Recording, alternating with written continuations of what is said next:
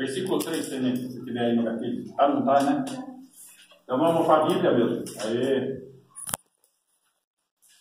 É bom, o pessoal estava acostumando mal, ficar só. Manejado. Capítulo 4, versículo 3. Mas, se o nosso evangelho ainda está encoberto, é para os que se perdem que está encoberto, aqueles que estão mortos espiritualmente ainda.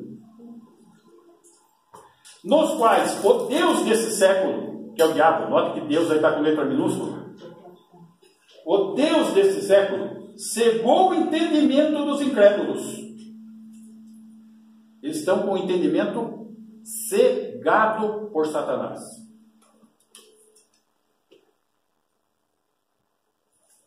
Para que lhes não resplandeça a luz do Evangelho e da glória de Cristo, o qual é a imagem de Deus.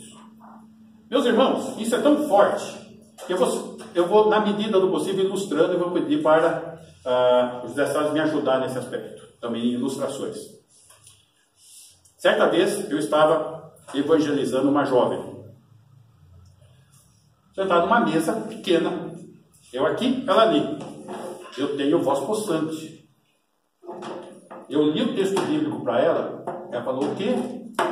Eu falei para ela, você não entendeu? Não, eu não escutei você falando. Gente, eu falei claro e audivelmente como eu estou falando agora. Foi tapado fisicamente o ouvido. Ela não ouviu de fato. Agora aqui o texto está falando que essa ação de Satanás é mais do que isso. É o entendimento. Vocês já perceberam que muitas vezes você fala uma questão de Jesus, uma verdade da palavra de Deus, e a pessoa fica, parece que entrou para o ouvido ser pelo outro, não conectou. É Satanás cegando o entendimento. E é dessa batalha que eu estou falando, é dessa situação que eu estou falando com vocês. Tem alguma coisa ecoando aqui, viu? Vou passar na frente. Baixar o aparelho. Qual que é? Esse aqui? Esse. Aí. Então não podemos ignorar Satanás e deixar brecha nas nossas defesas. Notem, eu vou fazer hoje a introdução. Tem um livro inteiro aqui para a gente estudar. Tá? Essa luta, essa batalha, pormenores. Por isso, é preciso saber o que fazer, como proceder, para sermos fortalecidos no Senhor e na força do seu poder. Efésios. Você deseja estar fortalecido no Senhor e na força do poder? É a única forma de enfrentar essa luta. Não tem outra. E essa luta é desproporcional. Às vezes as pessoas se sentem seguras em estar numa igreja. E muitas vezes são membros até da igreja. Já provei uma situação dessa também. Uma senhora, membro da igreja, me pediu uma visita. Lá em Atibaia. Eu fui fazer a visita. E percebi que ela estava um tanto incomodada, escondendo a mão. Quando o demônio está para aparecer, observa as pontas dos dedos, já começa a virar. Eu não vi o dedo dela, mas vi ela incomodada. Falei, posso orar por você? Lógico, pastor, pode sim. E eu comecei a orar, e ela foi escorregando, puxa.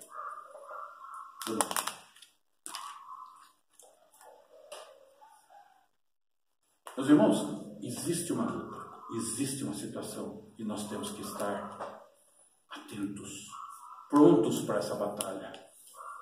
A palavra de Deus é a espada. E nós precisamos, primeiro, conhecer essa palavra. Essa palavra gera fé, força, poder em nós. Nessa palavra, nós temos que confrontar Satanás pela palavra de Deus e pelo poder da oração. É isso. Só que nós precisamos visualizar esse inimigo. Nós temos que ver o que a Bíblia fala dele, como ele age, qual o comportamento dele. E a palavra de Deus, ela é um instrumento de ataque. Tem instrumentos de defesa e tem de ataque. O de ataque é a espada.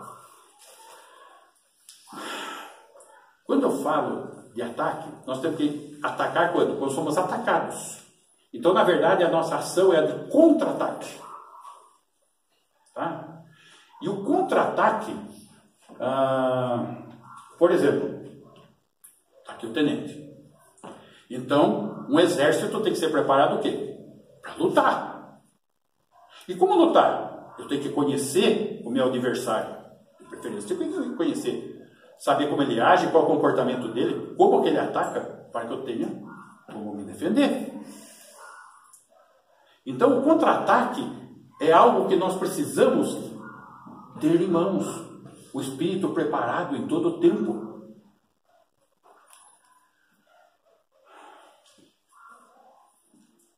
Não adianta nós termos uma arma e não sabermos usar. Eu, desde os 8 anos de idade, eu ia caçar com meu avô. Então, eu sei manusear uma arma. Então, nós vamos caçar o quê? Nós vamos caçar nambu. Então, pegava uma espingarda com câmera 6,5 mm. Por que 6,5 mm? Porque você usa um cartucho e um tipo de espingarda com o cano um pouquinho mais curto, que você vai atirar, o chumbo vai abrir em leque para você matar. Não, nós vamos caçar pato.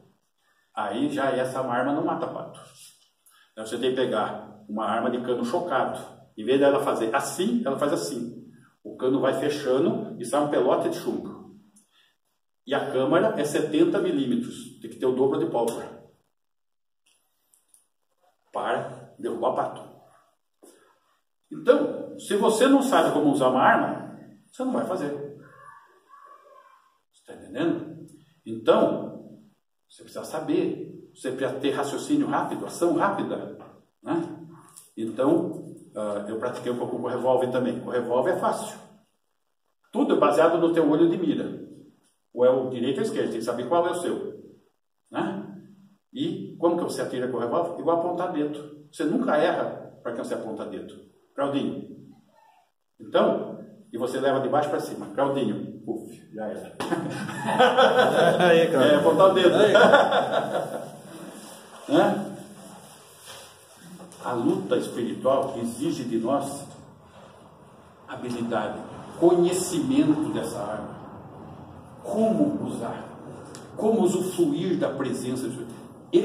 Deus dá vitória para você. Ele dá força para você, mas você precisa treinar, adquirir habilidade, encher, tá? Mergulhar sua mente na palavra de Deus. Aí você vai ter a direção do Espírito.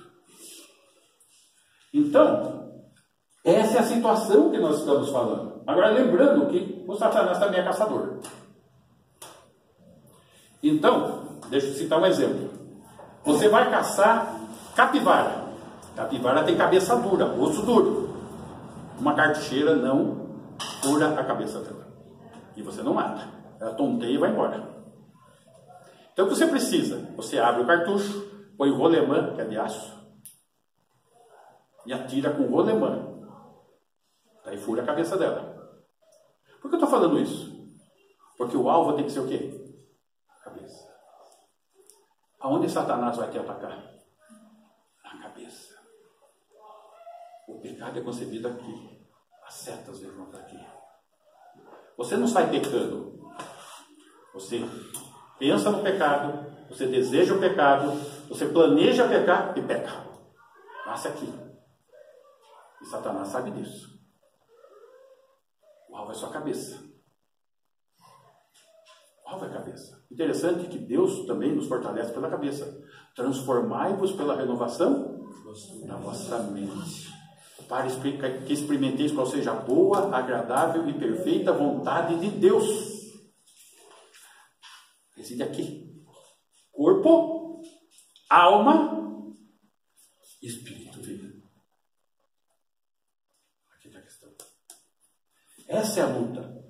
É isso que nós estamos enfrentando. Então, é preciso saber como se libertar da escravidão do diabo, porque ele escraviza e da opressão dos seus ataques demoníacos. E se você tem se sentido derrotado, precisa saber passo a passo, que é o que nós estamos fazendo, passo a passo, o plano de luta do inimigo, para retornar à posição de vitória. O alvo é a vitória. Nós somos mais que vencedores em Cristo Jesus. Amém. Só que não é um mais que vencedor que senta na praça e espera. Não. É ação. Gente, fé é ação. Fé não é passiva, morta, parada. Exige ação. Muitos estão enfrentando essa luta com as armas erradas. Psicologia, psiquiatria, simpatias, crendices, passes, banhos, mapas astrológicos, horóscopo, búzios, cartas, revelações nas igrejas, autoajuda e Satanás deitando e rolando. Por que eu citei revelações nas igrejas? Porque a palavra de Deus é só essa aqui. As outras são de homem. As outras são de homem. E Satanás manipula isso. Lá em Jundiaí, uma família muito dedicada na igreja, graças a Deus que não foi na minha, o pastor revelou para eles, ele estando bem, ele tinha vários caminhões de transporte. Deus revelou que era para ele vender tudo e partir para outro negócio e tal. O cara se arrebentou, quebrou. Revelação. Revelação. Que revelação é essa?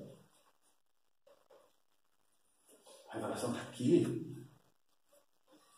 Ainda essa semana eu comentei de uma revelação que teve lá na rua de casa. Lá em Jundiaí, quando eu tenho casa. Na rua de casa tem a casa do pastor da Igreja Batista, da primeira Batista lá. Ele recebeu uma revelação que ele devia divorciar da esposa dele e casar com a dirigente do coral.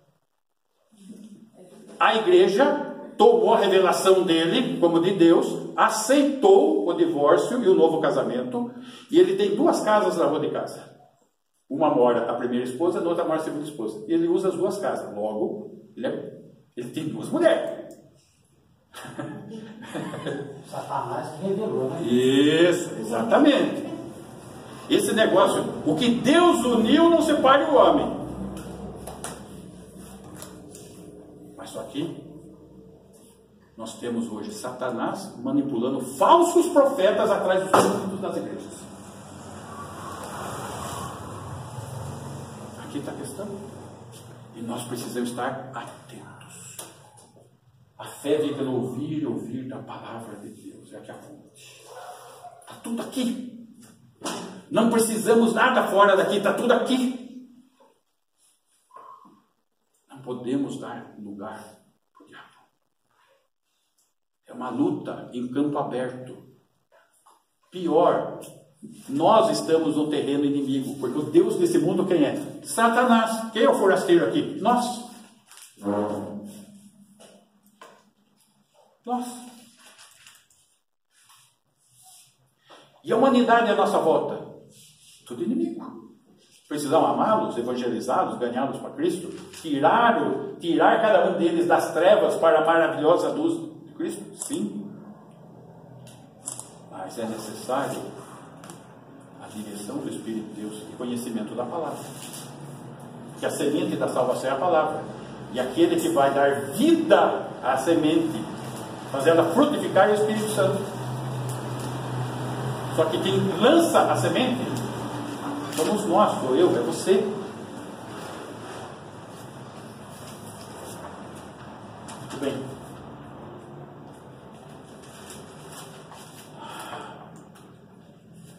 Para nós podermos ajudar irmãos membros da nossa igreja, ou alguém que necessite aí fora, o que é necessário? Já que não serve psicanálise, psicologia, psiquiatra ajuda, ele é médico, se for uma doença mental. Agora, se a questão é espiritual, não é o psiquiatra que tem que tratar. Eu tenho um amigo psiquiatra, eu sempre falo dele, o Valmir. É muito amigo. Quando ele estava ainda desenvolvendo o conhecimento bíblico, ele estava misturando um pouco as informações da psiquiatria com as questões espirituais. Tinha uma jovem na nossa igreja que estava sendo tratada por ele. Eu vou numa reunião lá na casa e a jovem fica endemoniada. Eu vou até ela, em nome de Jesus. Qual é o seu nome? Tranca a rua. Um Exu. Eu estava fazendo tratamento psiquiátrico de um Exu. Compreendam isso. Existe uma batalha. Existe uma luta.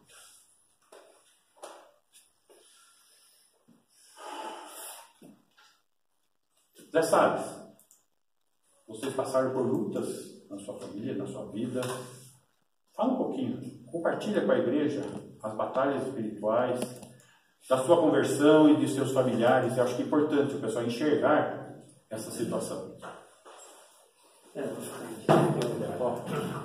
Acho que precisa, né? É bom para sair lá.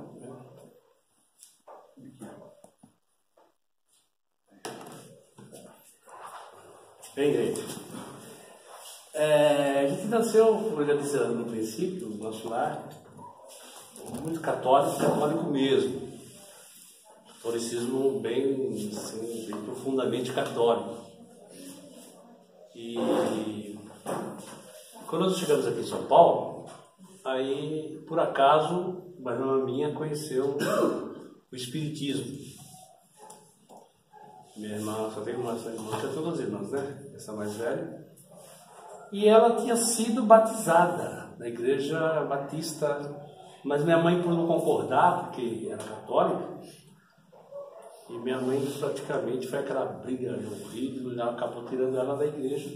Ela conheceu os espíritas e tal, começou a se enveredar por esse caminho do espiritismo. Nessa enveredação, tal, nesse caminho, ela foi crescendo, ela se tornou mãe de santo. E ela contava coisas terríveis daquilo que ela fazia, aquilo que ela fazia ali naqueles centros que ela andava. E com o tempo, ela mudou, ela morava em São Vicente, em Santos, aí ela mudou lá onde a gente morava. Aí construíram-se um centro espírita bem na minha casa. Eu morava do lado assim, com a minha mãe. Era solteiro, né? E na esquina, no salão que tem até hoje lá, construíram o centro espírita. Mas engraçado como é fácil as pessoas se enveredarem por esse caminho. Muito fácil. O Evangelho, você prega, o Evangelho está pregando, as pessoas não escutam. É aquilo que nós vemos agora. Parece que ele está por aqui, sai por ali. Não é. Aqui o Evangelho é o poder de Deus, as pessoas, o diabo trabalha realmente para cegar o entendimento, para eles não escutarem mesmo. Isso eu tenho várias experiências na relação disso. Mas o Espiritismo não é fácil. Eu mesmo assim, você já viu o negócio do copo? Quem já ouviu falar isso? Eu já fiz aquilo. Engraçado que como aquilo é impressionante, né? Bota o dedo no copo lá, o copo sai andando. Todo mundo acredita, o que é aquilo? É espírito, não sei o que é, coisa boa, não é? Mas o copo anda mesmo? Não, e não vou falar para você fazer, porque não faça não. É a coisa mais simples do mundo. Qualquer criança faz. O copo sai para lá e para cá e põe as letras assim. Como é que está a minha vida? É sua vida assim. E eu, aí falando e tal. O copo vai adivinhando. Tudo mentira. Não tem verdade naquilo. Então é fácil você se enveredar por esse caminho. Não é? De repente, quem estava no centro espírita? Estava minha mãe, estavam meus irmãos, todos eles. Porque minha irmã já era mãe de santo. Estava minhas cunhadas. Aí eu já tinha casado. Aí eu me converto. Única pessoa a se converter da família. E quando eu chegava em casa, eu estava lá usando tabaco. Chegava da igreja com a Bíblia na mão. Gente, o que é aquilo? O pessoal assim, Deus, o que é isso? Como é que eu faço? Eu estou sozinho na igreja. Porque eles me levaram para a igreja assim, meio na marra, né? Pelos amigos meus, para mim tocar, para mim estar. Eu acabei me convertendo lá no Maracanã, lá no Rio de Janeiro. Eu falei, Senhor, me mostra isso aí. Eu conversava com o pastor, o que é isso? O que é isso? O que significa isso? E o pastor não sabia me. Não, isso aí não é de Deus. Eu sei que não é de Deus, mas como é que eu faço para dizer que isso é de Deus para essa multidão aí, que é minha família? Eu falei, vai ter que ter paciência, vamos orar. Como é que se faz para evangelizar essas pessoas? Isso que é o problema. Você é o único. Irmãos, eu vou tentar correr um pouco. Aí aquilo começou a me incomodar muito, me incomodava bastante. Eu trabalhava à tarde, trabalhando das 2 às 10, e na parte da manhã eu levantava e tinha um salão, são 3 salões lá em São Paulo. Então tinha um salão assim, um salão que era o candomblé assim, e do lado de outro salão vazio. Eu ia para aquele salão, me ajoelhava ali e falava, Deus, me mostra o que é isso, me mostra o que é isso. Isso é de Deus, porque eu falava com a minha irmã falava, não, é de Deus, você não está vendo que eu ajudo todo mundo? Você está vendo que as pessoas vêm com uns problemas aqui, a gente vai para a mata, faz os despachos, mata as galinhas e tal, pega a cobra. Minha irmã saía do mato com uma cobra na mão. Era uma coisa terrível. Aí, eu falava, será que é de Deus mesmo? Eu chamo ela chama Maria, será que é de Deus mesmo? Zé Preto, olha Zé Preto, porque eu não chamo ela de Mariquinha, me chama de Zé Preto até hoje. Mas é de Deus. Eu falei, olha... Tá bom, eu não falava nada, vamos orar. Eu estou orando lá. Engraçado, quanto mais eu orava, sabe o que aconteceu comigo? Eu estava dentro do centro espírita. Eu estava dentro do centro espírita. Como é que eu fui parar naquele lugar?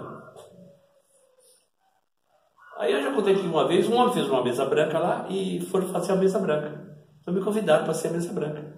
Eu fui ser mesa branca. E nesse período eu já não fui mais para a igreja. Eu estava tendo alguns problemas financeiros, estava naquela época, assim. Aí eu fui trabalhar em outro canto, fui para outro lado, para outro, fui tocar, fazer outras coisas. E não estava indo na igreja. Quase não ia mais na igreja. Não vi estar eu lá na mesa branca. Com um jaco branco, sentado no meio do povo. Não me abaixou nada não, gente. Não abaixou nada de mim não fiquei... Eu estava lá sentado, eu pensei, por que eu estou aqui? O que está acontecendo comigo? Por que eu estou aqui? Meus irmãos todos lá. Meus 4 irmãos.